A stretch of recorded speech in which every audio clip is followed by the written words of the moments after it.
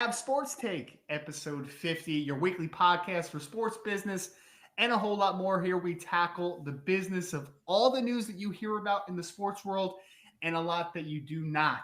Tonight, of course, the 50th episode of me and Mr. David Turner talking ball. It's been almost a year, David, since we started this podcast that is now, of course, part of the One Institution platform. Shout out to One Institution. Shout out to everybody that is out there in Twitter land, YouTube, verse. No, it's usually Twitterverse. Twitterverse, YouTube land, Facebook, Kingdom. All the great people that are listening to us, which is the reason that we come back each and every week because of the great support that we get from everybody out there. Take live questions all day. And I know tonight we're going to be kind of doing a free for all 50th anniversary here, the 50th episode. We're going to be talking some of our favorite shows over the last 50 shows that we have done. And we're going to be talking a little bit of a topic of our own choice. So David's going to give me a topic. I don't know what it is. I'm going to give him a topic. He also doesn't know what it is. And then we're going to take some mailbag questions. Shout out to everybody that gave us mailbag questions. David Turner, how are we tonight, my friend? Of course. Oh, I'm sorry. I skipped a beat here. 19-year scouting vets across the NFL, CFL, and Arena Leagues, including stops with the Carolina Panthers, New York Giants, San Francisco 49ers, Miami Dolphins, and the New York Giants. Did I say the Giants twice? I don't know if I did, but there we go. And, of course, 3 straight Arena League championships with the Arizona Rattlers. He's got 3 rings on his fingers, folks. David, how are we, my friend? I'm doing well, doing well. I always love the way you introduce me. You make me feel so big, um, and important. But no, it's gonna be a fun show tonight. You know, obviously it's a testament to you and the fans and everybody that makes this show work. Joe DeLeon and everybody from putting us together and getting us keeping us here. It's really fun to do this show. As you and I have become really good friends over the course of this last year, teaching Friday Night Scout School and doing the show and doing so many other things together. It's just exciting that we're still alive and on air, man. And people want to continue to hear us talk about football and sports and the business of sports and bringing our own twist to it. So thank you to everybody. I hope you have fun with us tonight. Again, we are live, like Ryan said. Go in the chat, drop us some questions, comments, ask us to talk about one of your favorite episodes. Totally on board with all that tonight. We just want to celebrate you, the podcast, and you know what? A little bit of each other. This is an incredible night. And I would say, again, another big shout out to everybody out there because I think we got the most mailbag questions that we've ever gotten. And I know we're looking forward to getting to that. We're going to talk about some of our favorite shows. Before we get into that, we here at Maverick Sports Consulting would like to speak to athletes, parents, and schools trying to navigate the new name, image, and likeness market. Here at Mavericks, we are helping tailor the right marketing plan for athletes in the marketplace. Opportunities are everywhere. And if you're struggling to make them because of all the craziness surrounding the new name, image, and likeness platforms, please contact us to help you make money while you play collegiate sports. Let our history of negotiation, contracts, working with companies to market their ideal customers, and make sure your deal doesn't conflict with your school's existing deal so that all parties can ultimately make money. Don't leave money on the table. Sign up today with Maverick Sports Consulting. Visit mavericksportsconsulting.com for further information. So, David, I wanted to get into some of our favorite shows. I figure go back and forth here. Maybe we'll do it that way. If you had to ask me, and we've had some phenomenal guests, a lot of phenomenal guests. We've had first-round picks on here. We've had guys that run the Shrine Bowl. We've had guys that run the College Gridiron Showcase. We've had former scouts, former director of player personnels. We've had so many fantastic guests over the last 50 episodes. The one that I wanted to bring up first, which was one of my favorite because it was right in the midst of all the craziness with COVID-19 and all the repercussions according so. And it was right after NCAA had said that, like, hey, if you are a collegiate athlete, you're going to get an extra year of eligibility. And we're, of course, talking from the football scope here because that's what we do. And we had on Mr. Quinton Ganther, who was a former Utah running back, was at that point the running back coach at Weber State. Now the running back coach for the Jacksonville Jaguars under head coach Urban Meyer. And of course, we had Mr. James Kirkland, who at the time was the director of player personnel for the University of Illinois, and of course, a former scout. Spent some time with your Oakland Raiders at the time. So had them on, and I thought it was a fantastic conversation for a lot of different reasons. One, we had two men that were currently working in college departments. One, of course, from the coaching perspective, and the other from more of a front office. I know he's still technically a coach, but from the director of player personnel, where their jobs might be intertwined, but of course they have different responsibilities on the daily. And I think that we got a lot of great perspective from there. And we saw Quinton tell us, like some of these guys, man, are, had a decision like, am I going to try to test the waters? Am I going to opt out? Am I going to use the extra year?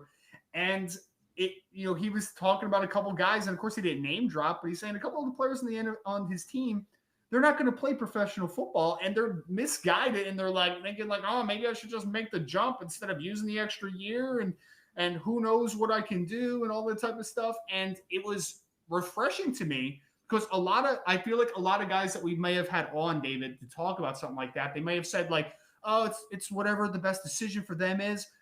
And, ultimately what makes them happy, what they're happy, what their family happy, very political type of response. But for me, what I found refreshing was Quinton came on here and he told us exactly what he was on his mind, man. We talk about the unmuzzled talk. He told us straight up, it's a mistake. You need to be more educated. It's a mistake not to ask your coaches, not to ask your family, not to get multiple perspectives before you make a decision. So I know we both loved that episode, but I just really wanted to start that one out for me during a time that was so troubling and so many tribulations and trials and so much uncertainty. I think having guys that came on here and were real with us and told us their real honest opinion and didn't just give us fluff like a lot of people would. No disrespect to ESPNs and those, but like those guys would be on there and they'd be like, it's best interest of their whatever they want to do. We had two gentlemen that had been there, done that in the college departments at the time, and they both laid it on us and told us exactly what they thought. And I respected them both tremendously for giving us an honest assessment of the landscape and of student athletes that were making not the right choices all the time, some bad choices as well. Yeah. And, for me, when I look at it, I was just like, you know what? It's that episode, not only did we get honest assessment from what was really going on, we really got to hear, like you said, from decision makers, what they're looking for and how it was not working for kids to transfer and kids to opt out. And they heard it from the horse's mouth. Now, I don't know if they took it and ran with it, if they listened to it, what have you. But it was a situation where, you really, if you were smart about it, if you were a parent and you were having your kids, pay attention to that. Mm-hmm.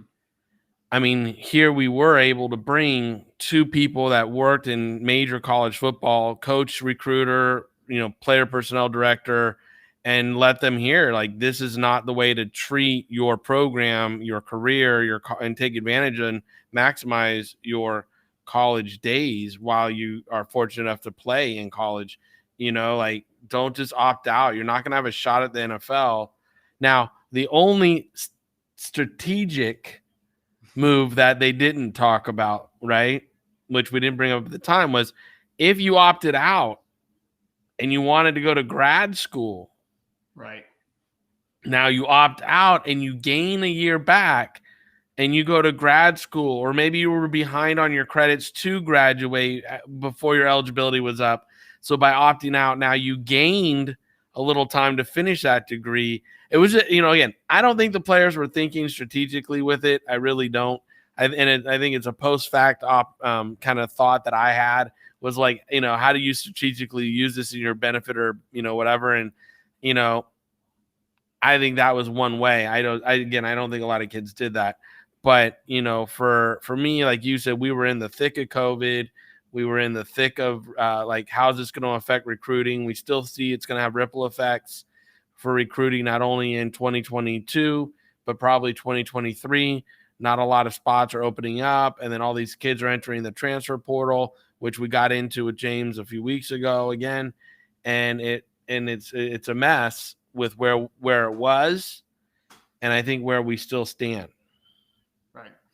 Yeah, and it's evolved to say the least. I mean, because then we talked about, I mean, like you're saying, we talked about James Kirkland about the fact of like quick fixes, right? And like we're abolishing the scholarship limit, right? It's not 85 anymore. For a year, you can have as many scholarship players as you want because it is a freebie. But eventually, we talk about roster construction all the time. We talk about it more on a professional level, but like, man, you have to have some foresight with understanding because like not only, obviously those grad transfers are coming off the books, but then also like the guys that are going to be fifth year seniors normally are like some of those guys are not going to get invited back because their sheer number. Are there going to be a mass exodus of transfers when you're bringing in some of these transfers? So I think that I think it's cyclical to a degree. I think it's going to correct itself eventually, but I think the short term outlook is going to be very cloudy with a lot of the just the a lot of the negativity that is surrounding it. Now, that was one for me, David. I would love you to highlight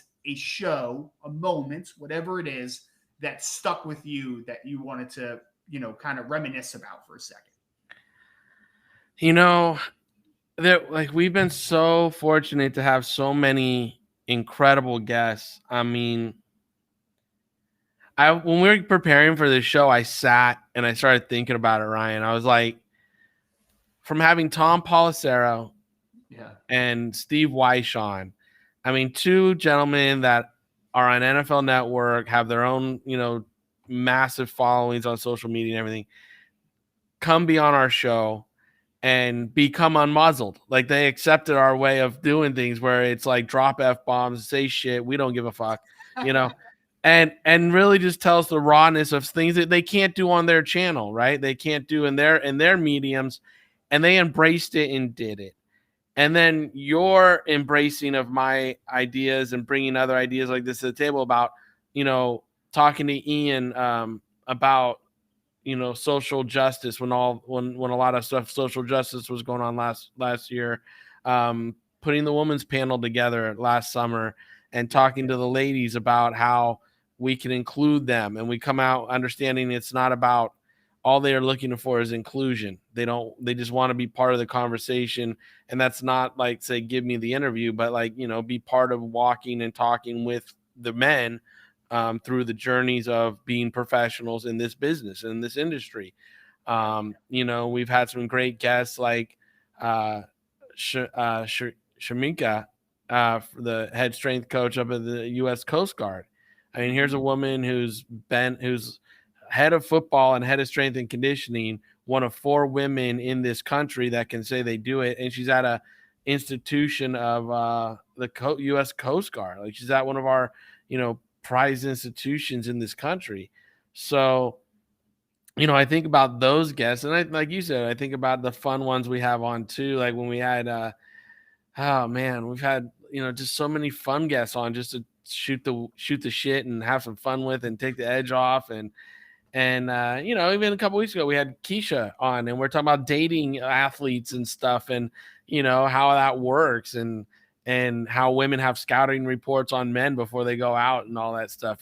So, and then we pulled off a live draft show this year. I'll be honest with you, that's probably my most proud moment, is that you and me and Joe and our guests pulled off a live draft show for 3 straight days and talked about all the players, and were able to give the insight to all these all the crowd that they probably didn't know about every single player. And it was, like, we've done so much over 50 episodes and over a course of less than a year. It's just amazing. Yeah, and I was definitely going to mention the women's panel because that was a bittersweet one for me. Because remember, I was having a little bit of internet connection issues right there, right? So you were like leading it for a little bit. And we had Catherine Raish on there, who is now the vice president of football operations for the Philadelphia Eagles, who was not in that position at the time. So it was awesome just to see. We're talking about like, hey, the ability to be a woman in sports and then to ascend in the markets that is not usually fair to women, to seeing her short term, just the rise that she's had in the Philadelphia Eagles organization has been fantastic. And we talk about some of the players. I want to bring up some of the players we've had, right?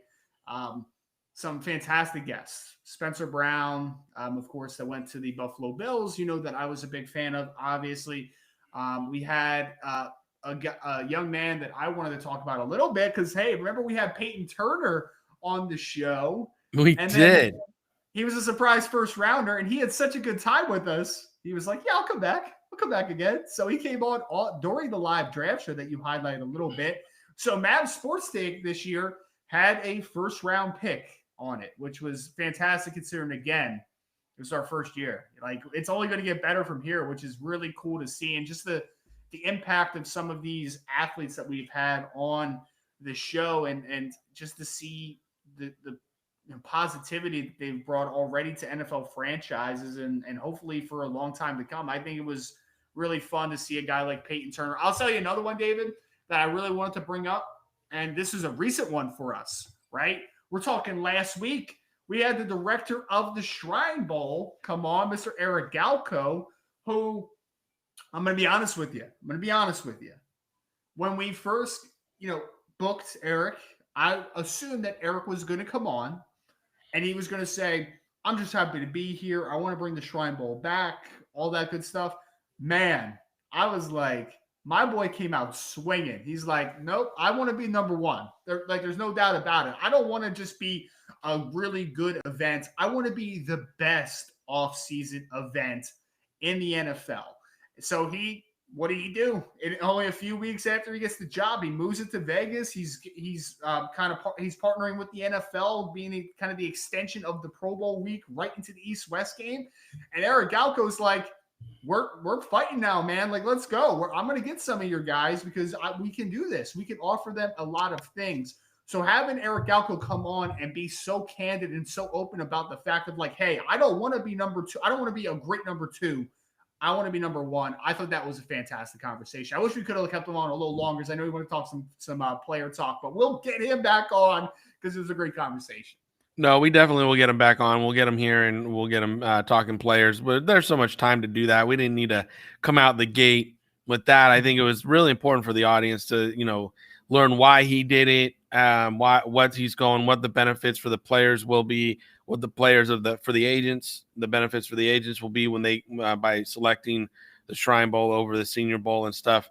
It really was an incredible conversation, and it goes back to the ability to get the guests. I mean, they and again they accept that we're unmuzzled. They come on, they know what we're about, which is kind of cool for me, because it was like, we're just want everybody to hear the real deal. We don't want, like you said, the cookie cutter answers and all the crap.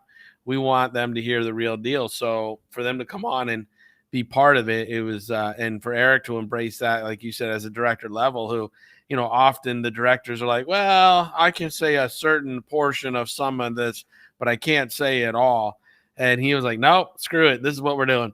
And it was like, it was awesome. It was great. And like, I feel that we'll get Eric on at least 2 more times before the draft and before his event. And, we reached out to him this week and I told him, obviously, if Mavs can do anything to support him and his efforts, let us know. Yeah, and I think we need to get Jim Nagy on soon too, man. Here's not a problem. I'll text Nagy. I'll give him a holler. I love it, man. I love it. David, I know that we've had so many great moments and we've highlighted a bunch. I'm going to let you end. Is there one more that you want to throw out there before we get into a little bit of a free-for-all section? Is there one that kind of stuck with you as a big moment for us? For us as a team, as a pairing, I want to say like the biggest moment or the second biggest moment, because I really thought the live draft show was a big moment. I never in my career as a scout thought I would sit and talk intimately about players to the public and share all that, like all that information is just something I've been bred not to share. You just keep it in, but to then do that and have a great cast that, we pulled together was just in the guests we had and everything. it was just amazing. So I enjoy that so much.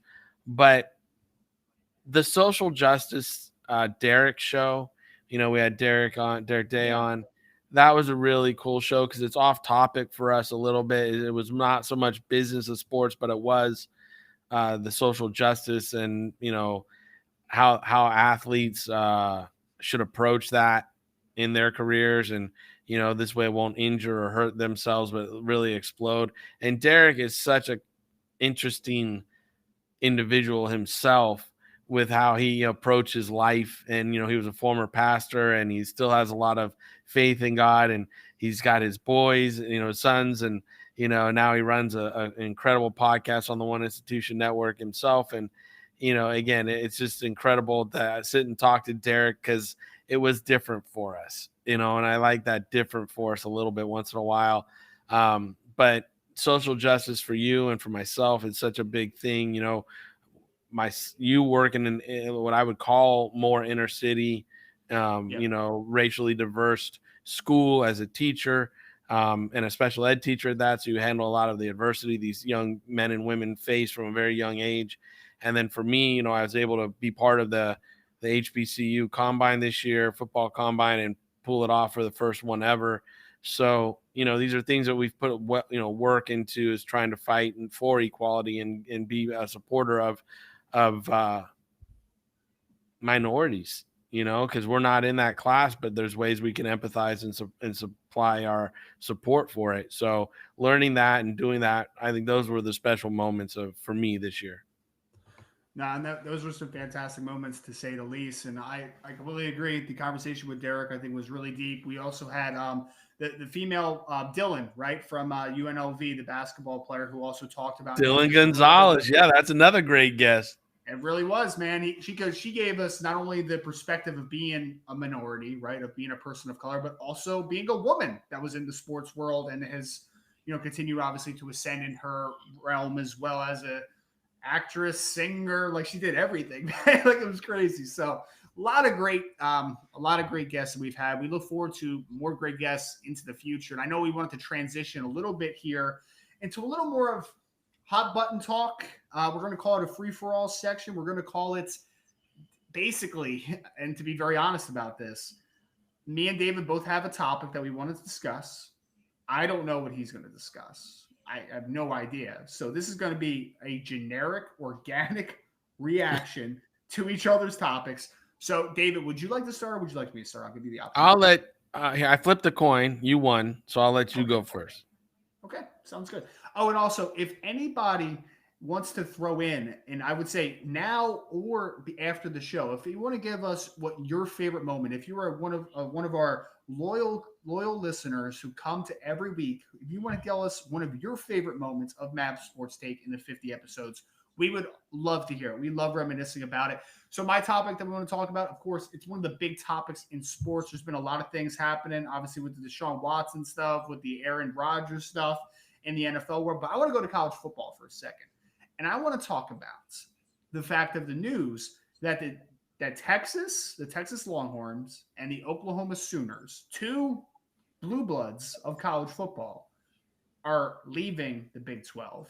And they apparently are at least kicking the tires around potentially joining the SEC, which I don't know how long this has stood, David, but I would say for the better part of my life, which I'm 29 years old, I would say for the better part of my life, the SEC has been the king of college football. I know at one time it was not called the SEC, right? What was it called? Southwest Conference?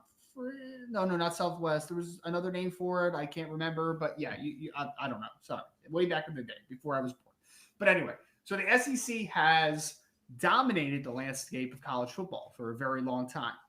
So there's multiple layers. I know we actually had a question from Joe Broback, who asked, and it was part of his question. He asked, does Oklahoma and Texas move to the SEC make that much of a difference for the talent they get? So there's a lot of layers. I want to kind of break this down for a second. The move. I don't blame teams for wanting to join the SEC because I think that you have the eyes on you. And if you get out of the SEC unscathed or even 1 or 2 losses, there's a higher margin for error because you are playing against the best of the best week in and week out. A 1 or 2 loss SEC team has a good opportunity to potentially make the playoffs, especially if there's a playoff expansion, which we talked about a little bit. They go to 8 teams like they're talking about. So I think that there's a lot of positivity and a lot of things that a school would get out of going to the SEC. From that angle, from also money, right? They would make a lot of money, a lot of TV money playing in the SEC. So the question, though, that arises to me is, if I'm Oklahoma, and I'm going to go just from Oklahoma, is because Texas has been back for like 20 years and they still haven't been back since Mac Brown left. They've been poopy, but Oklahoma, right? Every year, Oklahoma is going to go undefeated, maybe one loss, and they're going to win the Big 12, and they're going to make the college football playoff because right now they are the cream of the crop in the Big 12 conference. So they have a easy, I don't want to say easy, they have a less difficult road than playing in the SEC to make it to the college football playoff. Now, why I think that they're also, and this is going to Joe's question a little bit, is if you're Oklahoma, you have the string of great quarterback play that you've had. You have Lincoln Riley, who's one of the best head coaches in college football. If you now have the allure of, not only do you have Lincoln Riley, not only do you have what they've been able to do offensively over the last few years, their defense is actually improving as well. This year, I think that Oklahoma is going to have one of the best defenses they had in a very long time. So you have a lot of good things going from you from a organizational perspective. But then also, can we talk about the influx of recruiting that could improve if you're a Oklahoma team that is already recruiting pretty well, but now you have the allure now that you're also in the SEC. So from the Oklahoma's perspective, I think it makes a ton of sense. I don't know if I quite agree with it just because I think that the road's going to be a little more difficult. And although the positives of being good in the SEC is fantastic, like what if you, I don't want to say middling because they're not going to be a middling team. If you're a team that's just going to go 9-3 though on a yearly basis, are you really going to grow that much as a program? That's my biggest question. For Texas, doesn't make any sense. They're not a good team right now. They're not a good program. Like you're in the hotbed of Texas, right? Where football is king. You should be able to recruit in Texas because you are the University of Texas. Like that is, what are you going to go in the SEC? You're going to go in the SEC and you're going to be a pinata. You're going to be a middle tier team. They're going to be like 7-5, 8-4, maybe on a good year. So for Oklahoma, it makes more sense to me. Texas doesn't make any sense. So that's just kind of I know that was a lot of information. I know that was a lot of perspectives. But for me, makes sense for Oklahoma to a degree, not fully. Texas doesn't make any sense to me at all. Yeah, for me, it makes no sense for either one of them because I think they're both going to go in and be pinatas. I mean, and again, think about it. You have Alabama, LSU, Georgia, Florida, Auburn already in the SEC. The ones that people don't even realize are in the SEC anymore, but they are what, like Tennessee, Ole Miss, Missouri, Arkansas, Texas A&M, Vanderbilt, Kentucky, South Carolina, Mississippi State. Like there's 14 teams, if I'm correct here, that are in the SEC. And they're trying to make it 16, which is kind of them to round it out, have 8 and 8. That makes a lot of sense, honestly, for a TV schedule. It makes a lot of sense for playoffs in the SEC. Makes a lot of sense. 16 is a great number for them. Very, very easily scheduled numbers. So that is a business decision. Understand, this is all business here. It's all revenue driven. Oklahoma and Texas see an opportunity to come into this conference, be the final 2 teams in this conference. Great schedule and everything. But I don't know how you're going to make it into the playoff series when you already have, again, look at these teams. You have to go through Alabama, LSU, Georgia, Florida, Auburn, and then you still have, again, Ole Miss is a good school. You got Lane Kiffin recruiting down there now. So there's going to be some cheating going on. You got Kentucky, Tennessee might bounce back from, the troubles and tribulations they have. And again, if you say, well, being part of the SEC should help your recruiting, then what the fuck is happening with Mississippi State and Kentucky and Missouri? And, they just don't have these strong recruiting classes that we're looking at every year going, oh, good God, look at this. They're going to be on the come up. You have 14 teams saturating this. And if you go to 16 teams, it's going to be oversaturation. So, for me, I thought the allure of Texas, Oklahoma staying in the Big Ten, being a Big Ten teams, I like that allure more. There was history, there was tradition, and it was a situation where I felt like they could really grow that brand for the Big Ten. And right now, I think they're just chasing the money that the SEC and SEC network bring, and they're going after it instead of building the brand of the Big Ten up and maybe attracting some teams to the Big Ten and making it the big, 12, big 13, big 14, big 16. You know what I mean? And pumping that conference up instead of trying to just run over to the SEC. So can we talk about real quickly because we just talked about it from the team's perspective, from the SEC's perspective, brilliant. Like you said, not only the numbers work out, but getting an Oklahoma and a Texas, the history that those programs have, as again, they are some of the original blue bloods of college football. We talk about Darrell K. Royal and Oklahoma and everything that they have, Darrell K. Royal and Texas, and then everything that Oklahoma and the Barry Switzers of the world and the fantastic football players that both programs have put out over the history of college football. The SEC, man, to get Oklahoma and Texas would be fantastic, if nothing more, for name brands. Getting those schools, talk about money. Oklahoma is going to make some money. Texas is going to make some money, even if they're not the best programs right now. Let me backtrack really quick. I kept saying Big 10. I meant Big 12. Big 12. Big 12. I meant Big 12. My fault. But again, building the Big 12 up to me would be a better strategy. But again, viewership for SEC, right? Think about the SEC. Now because they have Alabama, they have South Carolina and Georgia. Now they have Florida schools, right? With Florida and stuff. Now they'll capture not only Texas A&M, but Texas and Oklahoma. So the viewership for their SEC network will increase, and that range in that area for the, diehard fans that are going to buy the SEC package is going to grow by, a few states here that are really big sports states, not just football. I mean, they're big sports states. You think about, baseball in these states, softball in these states, track and field in these states. There's just big states that will support more and more of what's going on economically at the SEC network. So again, I think this is a pure economic move for them. It makes sense, like you said, on some ways, some levels. I'm just not a big fan of it because I'm a traditionalist, and I'm an old fuddy-duddy. I like things to stay the fucking same. So I guess that you're going to hate what I'm about to ask you then, since you're a traditionalist, which I am to a degree. I think that I am definitely a traditionalist. I am in favor of an expansion for the playoffs, so that is not a traditionalist thing, and I am much for that. But my question for you is, what if I told you we have Power 5 and we have a group of 5? Let's say that 3 Power 5 conferences decided, like, hey, let's just combine. We'll keep 2 other Power 5s, whatever, but we're going to make a super conference.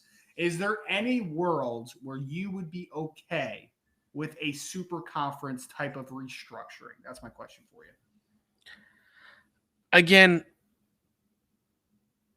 I'm getting ready to just be like, you know what? We need to fucking stop. We said this during COVID. Stop talking about it being amateur sports anymore. Right. And just come out and say, okay, we're doing this for the money. Like, pay the athletes. Let's go. It's not amateur sports anymore. It's minor leagues. Let's, just call it what it is. Because when you look at this, the whole dynamic of it, if they break apart out of the Power 5 into a Power 3, the only reason they would do that is for money and revenue. I mean, there's no other reason. And would I embrace a Power 5 going down? If it went down to a Power 4, yeah. If it went down to a Power 3, no. I think a triplet with sports is a bad idea. I think quads makes more sense when regionals and areas are kind of dividing the country up. That would make more sense. Do I embrace any of it? No. Because, kids aren't allowed to be kids anymore. And we're forcing kids to mature way too quick. And, people are like, oh, You're trying to hold them back. No, I'm trying to let them be kids. Like, Michael Jordan, at 9 years old, was still playing baseball. He didn't even play basketball yet. And then right now you got all these specialized training going on for fucking kids, at 9, 10 years old. And then you're like, they can't play triple sports in high school anymore. Like, why not? Well, because there's the football coach will only, he has so much regimentation in his training. He has to train this much for football, or the baseball coach requires this, and I'm like, man, let that go. Let them be kids. It's one time in life. You don't get this time back. There's one time in life you get to be a kid, a kid. I know there's a lot of 40 and 50-year-old men acting like kids these days, but there's one time when it's acceptable to be a kid. So let them be kids, and that's my thing. It's like when you start doing all these moves in the suits and everybody are thinking about bottom lines and money, you're ruining the childhood. You're ruining the college experience. And these kids are going to get out of college and not even have a really good experience because it was all business. Everything was business. David, are you a South Park fan? I've watched it a little bit. Do you know when he's like, how do I reach these kids? That's all I was thinking about right there. I'm sorry. I know that was a weird segue, but yeah. I just want to know where my cheesy poos are. Fuck you. So I love South Park, greatest show of all time, but that's for another. Not really, but it was a good show. That's a great conversation. David, give me your topic. Too much topic. Too much negativity there, man. You're just a fuddy-duddy, right? So I'm not a fuddy-duddy. It's just though I'm a father, and I had a great college experience, all the colleges I went to, and it was fun to get through and do it and make friends, and it was an incredible time. And I just see so many young men and women putting this pressure on themselves. Gary Vee, I wasn't talking to him. I was watching him the other day do a speech, and he was talking about how we put too much pressure on ourselves. This one gal was talking to him about changing courses. She didn't want to be a real estate agent anymore, but now she feels like a failure. It's like, why are you putting so much pressure on yourself? You just maybe don't want to do real estate anymore. You tried it. You had some success at it, but you don't like it. Move on to the next thing. Like, give yourself permission to move on to the next thing. And what we don't do with our kids anymore is give them permission to try stuff and then fail or just not like it and move on. I remember I tried baseball. I tried soccer. I didn't like it. My mom was like, cool, you don't have to do it. Just, finish the season. Let's go on. You couldn't quit in the middle of the season, but you had to finish the season, move on. And then I found things like football, track, things I was good at that I enjoyed. Then I got into powerlifting. And, those were all things that I was good at. And I wound up, having a lot of success. Taught me how to be successful in life through these lessons. But if I didn't trial and error from an early age, I would have failed. And, all these, football dads and soccer moms wanting their kids to be the top athlete and make sure they're giving them all the advantages in the world. Pump your brakes. Maybe those advantages aren't ones your kids want, A, or B, aren't healthy for your kids. So, pump your brakes and really sit down with your kids and talk to them. That's my whole thing. I just want the kids to have a healthy childhood because you can't turn the clock back. And once you start having to get out in the real world, make money as you and I are, we're dads now. Like you don't have the opportunity to turn it back and go be a kid again. So let them just be kids. I'm with you there. If you think David is a fuddy-duddy, please put F in the chat and we will move on here. David, your topic. Let me hear it. Come on, man. Give it to me. Well, my topic, which I was going to bring to the table tonight, is one that, it's kind of, it's a little bit of, it's a little bit of fun. I'm going to say it's a little bit of fun for me. Oh, but we'll see. We have an F in the chat. See, so someone agreed. Natasha, shout out to Natasha. F in the chat. It doesn't count. That doesn't count. And she knows why that doesn't count. But he's a great dad. Shout out David Turner. All right, your topic. But so she just threw me off. Yeah, that's hilarious. You said it's fun. It's a fun topic. It is a fun topic. So thinking about all that's going on right now Uh-huh.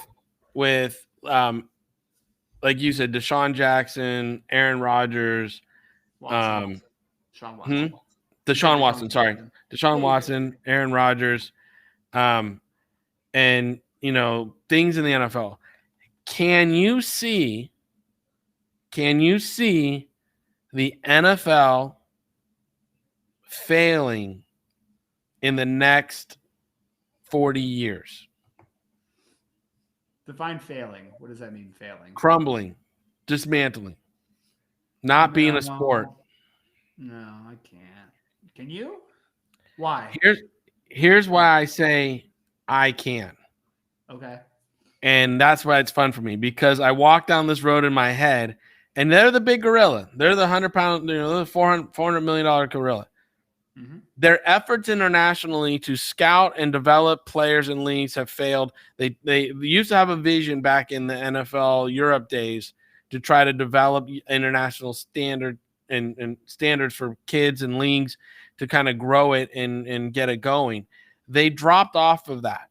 And Okay. therefore now with at home, we're seeing less and less kids being permitted to play football and less kids wanting to play football. We're seeing a huge rise in esports, and we're seeing an incredible rise like in non-contact sports, say like skateboarding and surfing and other sports that moms really and dads can get behind that aren't absolute contact collision sports, trying to save their kids' brains a little bit, right? Mm-hmm. So I see it as a situation where, and we're seeing programs drop football programs. Like we're seeing schools, universities drop football programs because of the insurance and different things, and they're putting money into other sports.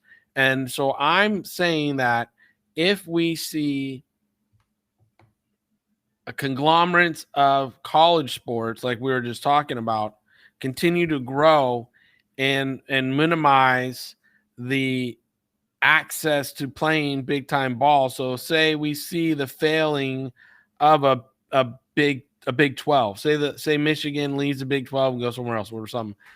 Now you're going to see certain schools, maybe like a Vanderbilt, just say, you know what, we're an educational school, we're in the SEC, but we're not going to have a football program anymore.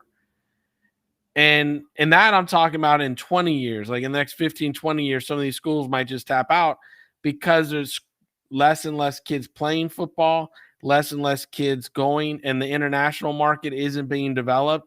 You go to things like basketball, baseball, women's sports. They've developed leagues internationally, and hockey that bring talent to the United States. We're watching the Olympics right now, and every single foreign team has players that are being educated in school here in the United States. I'm watching swimmers from Russia or from Japan, but they go to school at USC, or they go to school at Oklahoma. I was watching softball the other night, and we were seeing players, she went to school at Florida, she went to school at Oklahoma. I'm like, geez, these are international kids that are playing sports here. But the NFL has not done a good job promoting that. And college football has tried to tap into it, but there's not a lot of players internationally that are ready to come over and play big D1 school football. So Mm-hmm. unless the NFL starts putting money into international development and allowing these players to develop and get better at the sport, I don't know if the supply chain will continue to have the elite athletes to play the sport, or those kids, when they're kids, break to the pressure, leave it, and go find love for something else. And again, I can see that love for something else be video games, because the esport trend is getting so big, and it's a situation where you can sit at home and play on your couch. You don't have to go outside and find a team of players to go play a pickup game of football. You don't have to find 9 guys to go to the park and play baseball. There's a lot of things that sitting at home playing the game on a computer screen gives you an advantage to be able to do it each and every day. And they're getting paid to do it. These Stitch channels, these esport cafes, these esport, tournaments are getting a ton of money behind them. And so I think that industry to me is very attractive, that it will grow, and it could absolutely challenge in 30 or 40 years the NFL.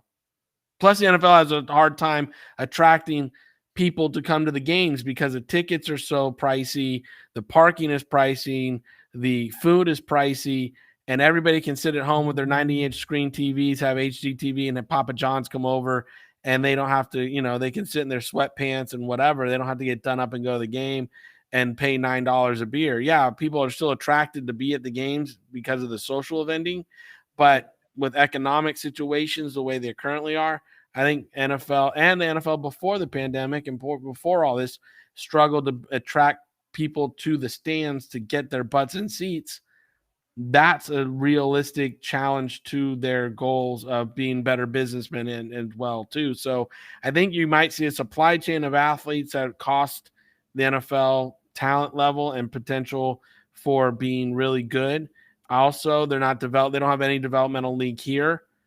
So they're not developing outside of college football. They're not investing in making players longer careers. Like, a guy like Jake Delhomme and Kurt Warner. I mean, I think they were like 26, 27-year-old rookies when they came in the league, and they became starting quarterbacks. And obviously Kurt won a Super Bowl, and Jake, I believe, took his team to a Super Bowl. And, that's kind of talent they're not developing anymore that NFL Europe did.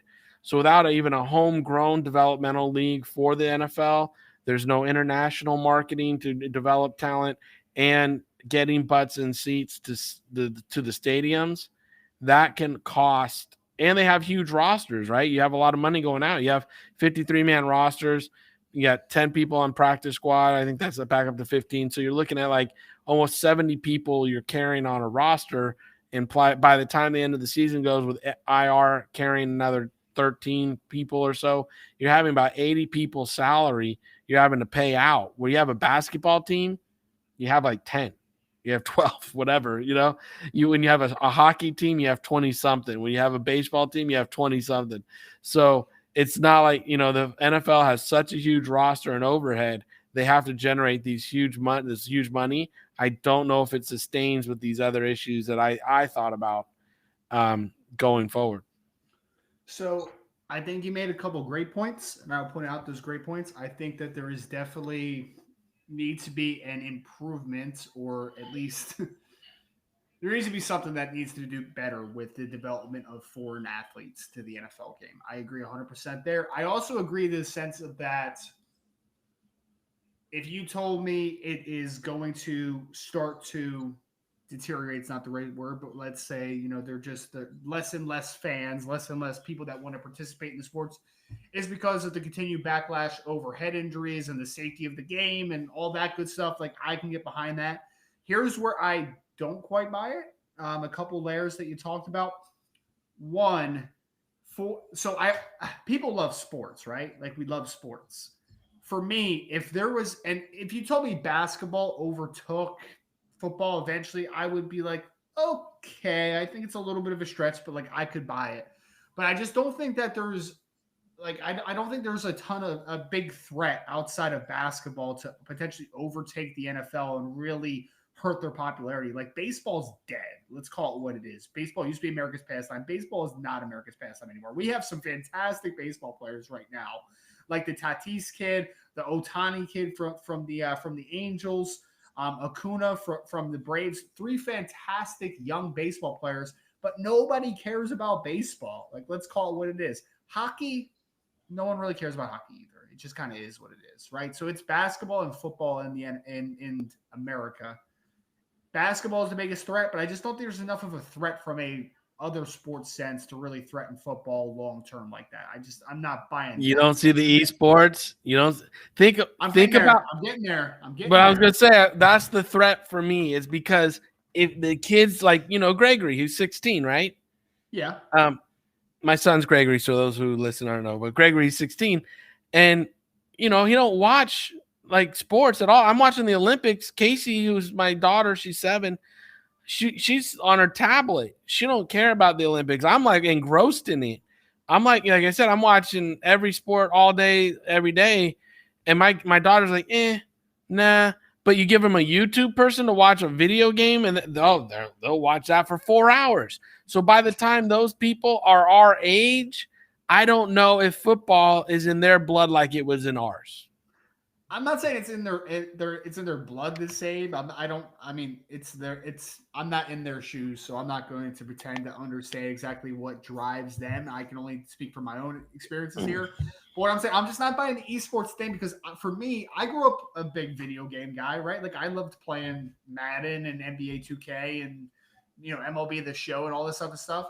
But for me, the big allure with playing video games was an extension of sports. And Gregory might be an instance where like, hey, it's not an extension for him because maybe he doesn't watch sports a ton.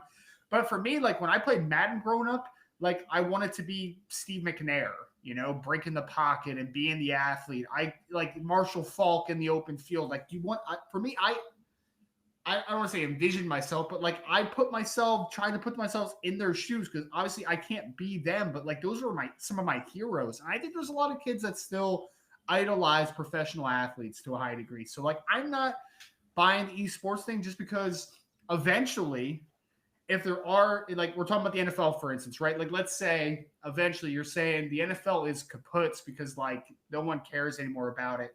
But like, but we want to play the Madden football game still, right? But like, eventually, there's not going to be any football players to emulate anymore. So, but that's the thing. I think it's going to deteriorate each other, though. I don't think that one can exist without the other. Is what I'm saying. I don't think one. Well, that's the thing. The esports are already building on that because if you go play Madden right now, they got like Snoop Dogg in the game. They got social media influencers and stuff that are in the game. They got, but again. The young kids are like, "Oh, I can be Trey Dog or whatever freaking name is." And I don't know his name. My son was just all about it. He was like, "Oh, this guy," and it was some player. I had no idea who the hell it was. Some singer. And he's like, "Oh yeah, they gave him like super catching ability and this and that, and he's a gold star athlete, and then there's a legendary mode and blah blah." Blah. And there are so many tricks and trade that I'm like, esports is setting up to where they don't have to use the real players anymore. You can have a whole team of these genetically modified celebrities and that they gave them these certain traits and levels. You want to have them on the screen. You got to earn them to get them and all this stuff and unlock them. And then once you do that, your team becomes better. So you can have, you literally, they're going to, you're gonna have like Kim Kardashian playing left guard, okay? But she'll be a fullback or whatever. But it's just like, but she's gonna have a 98 rating because of her power and da da da. And but that's what I'm saying. Like mentality wise, we grew up idolizing the player on the TV and on the football gridiron, on the baseball diamond, on the basketball court. Like I watched Michael Jordan, I've watched Larry Bird, Magic Johnson. Those guys were like rolling off my tongue. You don't have that anymore. These kids these days, they watch it, they know it, they're educated sports fans, they are, but they're not like us. They're not as engrossed as we were. And that's why I'm saying 40 years, because Gregory then will be 56. It'll not only be his generation that will have some, they'll still have some interest in it, but it's his kids and his grandkids that I don't know if that interest will be there because the efforts aren't being done right now. Well, if it does happen, David, if you are correct, all I'll say is I'll be an old man at that point, and I'll just be like, "Oh, back in my day, we did it right. We played the game the way it should have been played." So I'll be the old grumpy guy on the porch. I don't care. You're the oldest 30-year-old I know. That might be true sometimes. As the world starts to open back up and workers return to the office place, are you looking how to improve team dynamics? Maverick Sports Consulting is here to help you welcome your employees back to the workplace with some team building exercises. We will bring your company back together in an energetic way, a way that will motivate them to work together in person again. We are excited to help you welcome back your company to the in-person work environment. Sign up today at mavericksportsconsulting.com. All right, David, last section. We know it is the mailbag. We just had a couple weird questions that came in too, by the way. So I think we're up to like 9 questions at this point. Let's bang out this one. strange one that underscore Brett underscore guy, shout out to that Brett guy, asked, how much is too much money for a ballpark hot dog? So Hmm. first and foremost, all right. So imagine you're going to the Arizona Diamondbacks, I guess, right? I would be going to the Philadelphia Phillies. So they're asking us how much is the cutoff point for one of the delicious hot dogs. I will say dollar dog night for one. We're just going to dollar dog night. But how much is the most that I would pay for a hot dog at a ball game? Oh man, see, What is it now? Like six? Like $6, right? For a no, hot like dog? here More? at the Diamondbacks, they got these giant dogs. I mean, they're like 13 inches. They're big, and they're delicious. Like I hate to say this, but they're big and delicious hot dogs. But I think they're going for $9 or $12, and the 12 line bucks? is $9 or $12, and the line's always around the block for them. Like when you walk in, everybody's going to the dog stand, and they'll load them up with chili. They'll load them up with relish, sauerkraut, whatever you want, with them. But they're big dogs, and literally, I know parents love to get them and cut them in half and feed their kids each half, It's a and good it's like idea, $12. You're basically paying $6 a dog. You know what I mean? which is But reasonable. Yeah. yeah, but I know there's some bigger dudes that go over there and get two, and I'm like, whoa, that's a bit much. I watched one guy try to power down two chili dogs one night at the Diamondback game, and I was like, oh, I don't want to live with that guy later. Holy crap! All right. So your answer is that you would pay for it because you're getting the bang for your buck. At least you're getting a nice Well, I meaty mean, if hot it's a dog. standard hot dog, if it's like a 6 12 inch hot dog or 6 8 inch hot dog, standard issue one, I think I think you're going $6. $6 is a good price. But if you're getting like one of the jumbo dogs, I think you can get to $12. I think you can get to $12. I was gonna say $6 to $7. That was going to be my answer because I'm not talking about like the gigantus hot dog that you're talking about, right? Like I'm just talking about a hot dog. I will say this though, if a hot dog ever got up to like 10 or more dollars, dude, I'm just spending that much money on a cheesesteak. Like, why am I getting a hot dog at that point? I'm going to a Phillies game. I'm going to be in Philly. Why would I get a hot dog for $12? It doesn't make any sense to me. I'm going to get a cheesesteak. Like, so yeah, good Dude, question I'm though. also one of those guys that I like to show up to the bar before that's over there and eat and drink a couple beers before I go into the game. So when I get in the game, all I want is a nachos or some more beer and just hanging out. I don't really want to eat the food there. I'd rather stop at the bar across the street and eat. So next question we have is from Michael Rockman, who actually just went on his live stream last week. He's a good dude. He asked, "Is there a nose tackle in this class, 2022 class, that could go in the first round?" And then the second part of the question is, or do you think the position is always going to be viewed as a mid-round pick going forward? So I will answer the first part of that question, David, and I'll let you go into the trend of the nose tackle position. I will say there is absolutely nobody that fits that traditional 0-1 technique in this 2022 draft that I would be comfortable taking in the first round. Absolutely not. The best one in that mold is probably Jordan Davis from Georgia, who is David 6'6" plus. This is verified measurable 6'6" plus 360 pounds of a defensive tackle, a gigantic man, massive. So he's probably the best one that fits that traditional mold. He's like a John Henderson, if you're thinking back to like the Jacksonville Jaguars when they had Marcus Stroud and John Henderson, right? He's not worth a first round pick, in my opinion, because he does not impact third down at all. I think he might have like 1 or 2 career sacks. Like he's not that dude that is going to play a high volume of sacks. We have Blake, and we actually talked about this on the Believe in NFL Draft Prospect podcast because we talked about interior defensive line this week. And I spoke about like when we had this is a shout out to another interview that we had in the past. When we had Blake Bedingfield on, right?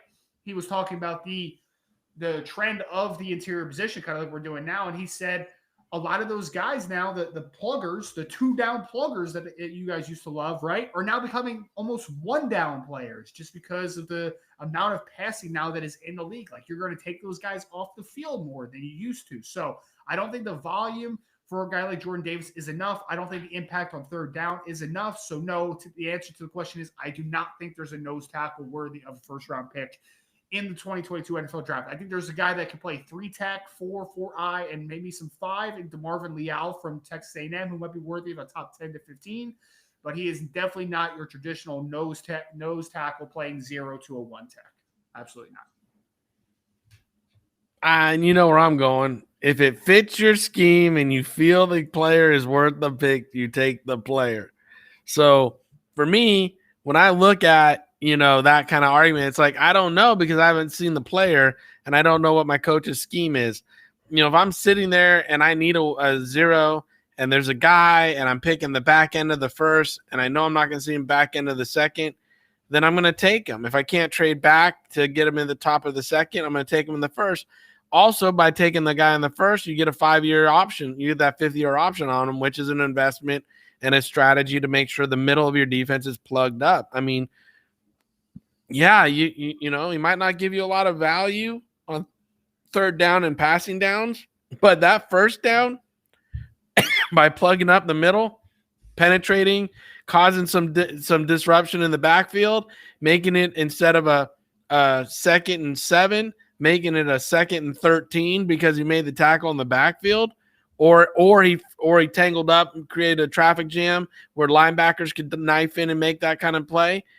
I mean, that's huge benefits that us scouts we really like and we get excited about.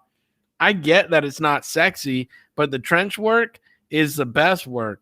I mean, if you can win the trenches and you can get in there and you can plug them up, it completely shuts off the run game. It completely shuts off play action game.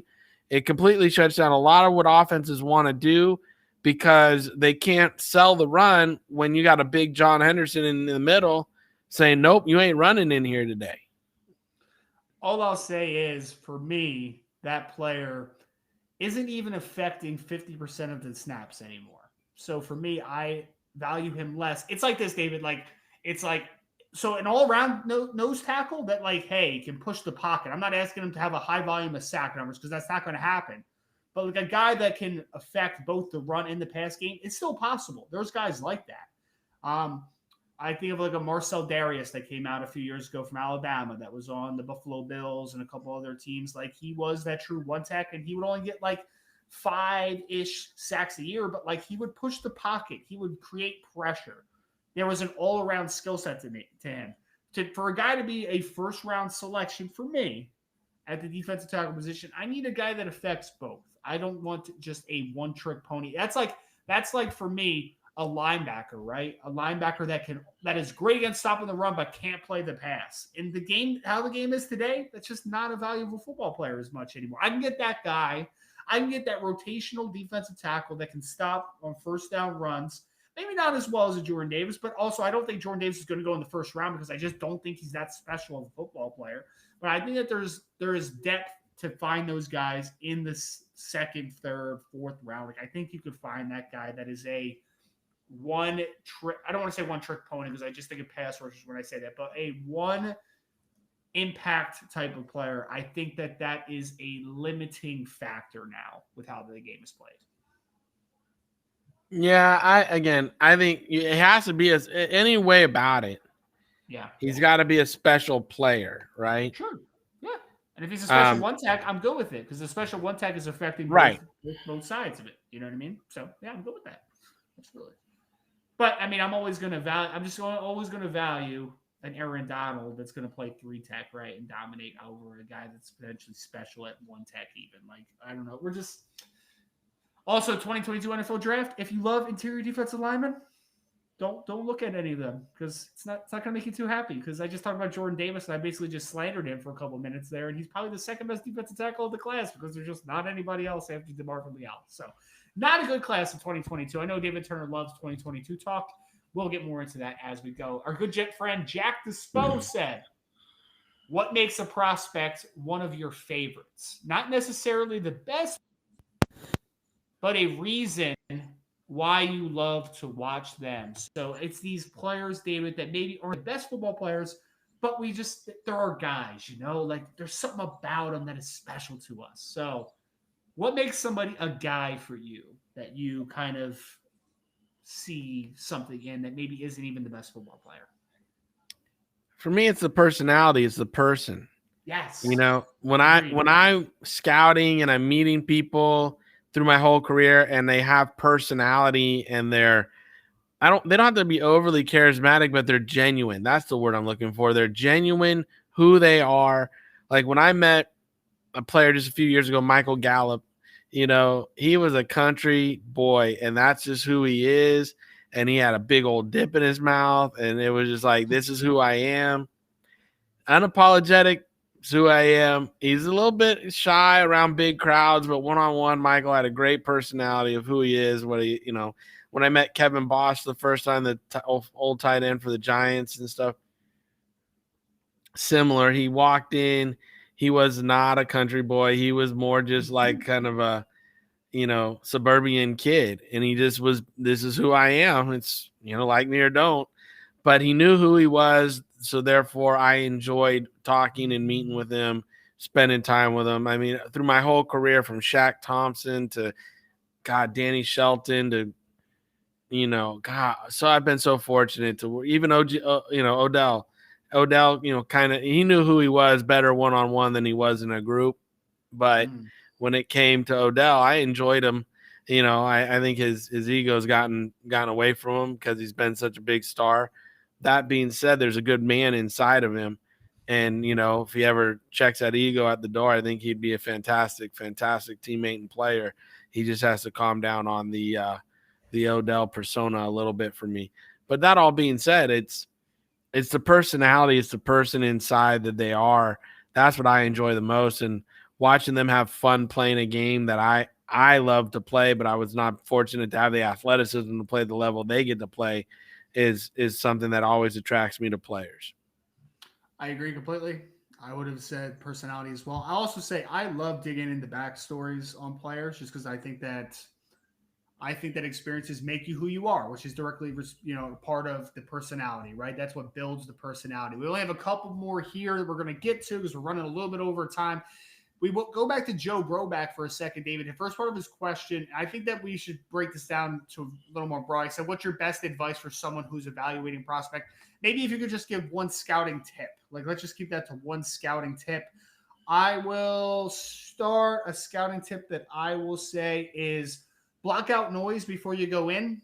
I think that sometimes, especially if you're a Twitter scout, right? Sometimes there is preconceived notions that you have over players. For me, it doesn't bother me. I know some people just have a tough time differentiating sometimes because, like, sometimes I hear, wow, this kid's fantastic. This kid's fantastic. And then I go watch him and I'm like, this kid, that's the kid that everyone's getting up overly, overly juiced about. Like I don't see it, or it's the other way. It's like, we're a little down on him, and then I watch him and I'm like, I think he's a pretty darn good football player. So I think, especially being a Twitter scout, a guy in the media, block out the noise a little bit. David, quick one that you want to give us? I'll tell you what Gettleman taught me. Yep. On your grading scale, everybody should be a consistent starter. When you sit down and you do the homework, you start watching the film, have it in your mind, this is a consistent starter.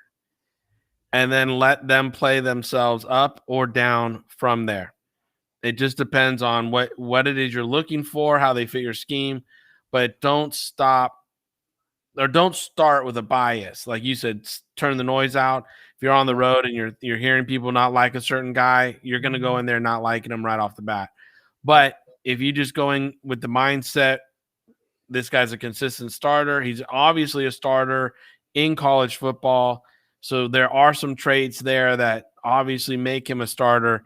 I think too many people kill off players too fast and they fail to realize, hey, this is a starter in major college football. There has to be some traits to like. Identify those traits, and then subsequently they can drop from consistent starter or they can go up, but just starting on that midway or that consistent platform will help you be consistent in your grading. Absolutely. And I will say that there is only a couple more here. So we're going to try to I'm going to bang a couple of these out real quick, David, because there's a couple that are very specific towards 2022. And then I want to end us a little bit about some nickelback, some slot corner talk. We had Lord A. Gross, I think Dynasty Nuts, fantastic name, asks, who's your number 2 overall pick, assuming Christian McCaffrey goes first, one quarterback league, no premiums. I'm leaning Kamara. Others say Cook. I would also go Kamara. I think that they will be leaning heavy on him, especially with a little uncertainty on whether it's Jameis Winston or if it is Taysom Hill at quarterback. I think that the outlet running back option that he presents, over 80 receptions, I think in each of the last 2 years, maybe 3 years. Obviously, they don't have a heavy usage of him as a runner all the time because they have Latavius Murray also on the team. But I think the receiving option that he brings in a PPR league is fantastic. So that is one for me. We have Mark Roberts, fantastic last name, by the way, Mark. Shout out to you. Says, will Kenyon Green be drafted as a tackle, a guard, center, or a 2 bites at the apple guy? I think he's going to be drafted as – so he's a fantastic case study a little bit because he was a All-American guard, fantastic football player for Texas A&M. Kenyon Green starting left guard. He started as a right guard as a true freshman, was a freshman All-American. Going into his junior year now, they had Carson Green and they had Dan Moore Jr., both left for the NFL. So Kenyon Green is shifting out to tackle. I will say, if he dominates his tackle, you're going to draft him as a tackle. But I think that his best spot on the next level is at guard. I think that his power in tight spaces really plays well in condensed areas. I don't think that his length is anything special. I think he's a good athlete, a very good athlete on the interior, but I don't think he's a special athlete at offensive tackle. So I think ultimately he's going to be drafted as a guard. Can he give you some spots at offensive tackle? Potentially, but I think he is a guard ultimately down the road. And then the last 2022 question, Eric Haroff. I don't even know if I'm saying your last name correct, Eric. Shout out to you, though. Thoughts on Coastal Carolina senior defensive end, Jeffrey Gunter. So I would say Jeffrey was a weird eval for me a little bit. I think I gave him a early 4th round grade, late 3rd, somewhere in that ballpark. Talented football player. I think he's coordinated. I think he's 6'4 plus. I think he's 265 pounds. I think he has some shock in his hands. I don't think he's the most flexible player of all time. I think he's more of a linear, explosive guy that needs to kind of be a little bit of a power converter and have some inside moves. I think he needs to continue to develop the nuance. A little bit of a strange player, though, because they ask him to play in space a ton, which, I don't agree with. For me, he's a hand-in-the-dirt 4-3 defensive end. I don't want him working from depth at all. I don't think he's a stand-up rusher. Get his hand in the dirt. I think he's going to be a situational, solid rusher for an NFL team. Don't think there's any high-volume potential, but, you could sell me on him being a 5 to 7 sack a year guy as a rotational piece. And the last question of the night, David, asking about Nichols. Solving Football asks, for the 2020 season, 5 of the top 6 Pro Football Focus graded slot cornerbacks were undrafted. In 2019, 7 of 12 were undrafted. Coverage is king, but slot corners don't matter. Who are some that you like in 2022? I don't want to talk about 2022 too much because I haven't gotten deep enough into the cornerback room. My question is, David, when are we going to, and do you think that we're going to get to a point where NFL teams start valuing the nickel position a little higher? Because it does seem like a lot of them are either drafted late, mid-rounds, or undrafted. We have not gotten to the point yet now where slot corners, which in a lot of defenses are they're a starting player. We haven't gotten to the point where those guys are drafted usually in the first couple rounds. It just hasn't happened yet. I wonder if you think that we are gearing towards that evolution. I'm going to say no, because they're not going to get valued anymore. The value is going to be where they is. Because, and this is why, because we've talked about, at the NFL level, playing nickel is a lot different trait than playing it in college football. When you have 4 wideouts always running routes and doing things, you're typically a smaller player, sometimes just quicker, a slider of feet, to work in the middle and then on the slot. In the NFL, you don't see 4 wideouts. You're going to see 3. You're going to have a tight end. You're going to have a guy flex. You're going to have 12 personnel. You're going to need to be able to – it's not going to be some little slot receiver at all times, that you got to line up on. So you're going to see more – you need bigger, longer corners to play in there. I know we see some nickels that are small or short, I should say. I shouldn't call them small. They're short and thick, but they have push – Height challenged. Yeah, like myself. But, they're a lot faster and a lot quicker. But that's what you see. But I feel with the size of receivers that are typically coming out and the abilities that we're seeing out of the slot receiver position, you're going to see more outside corners from the college ranks get thrown into the nickel and train them in the nickel. Then you'll see a straight nickel be valued in the draft. Okay. Now, if you don't value them in the draft, that's fine. You pick them up after the draft, they could develop into one. But size is still king, length is still king in the NFL. So therefore, you have to really think about that when you're drafting for value. Yep, I agree, and I think that cornerbacks are going to get more adept. And I kept talking about why I like J.C. Horn so much this last draft because he can follow a guy into the slot. You don't have to move things around, right? Like for me, the nightmare is like, hey, we have a big boundary receiver. Now we're going to throw a tight end in the slot next to him, and now we have length.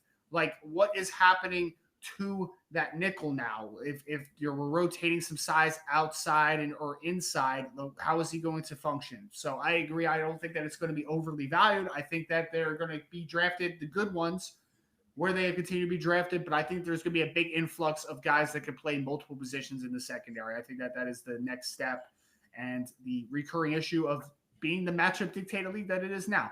Shout out to everyone here, Mavs Sports Take, episode 50. I know we went over a few minutes. One institution, Joe DeLeon, please forgive us. It was our 50th show, man. Like, you just got to forgive us. Gonna leave it off to David Turner a second. Before we do, want to say if you could like, share, subscribe, rate, give us that 5-star review at Mavs Sports Take. We really appreciate it so much.